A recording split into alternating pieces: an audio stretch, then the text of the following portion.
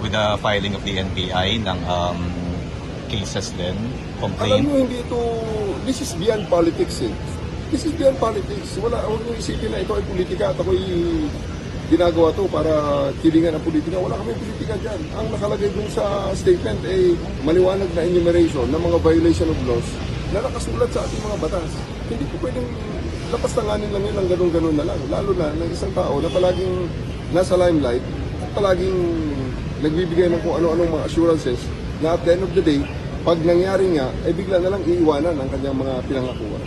Sir, for grave threats din po ba ang recommended? Sa ngayon, ang sa amin is unlawful occurrences. Nasa case build-up ngayon yan, kung gustong dagdagan ng DOJ ang kanilang mga nakikitang mga kaso.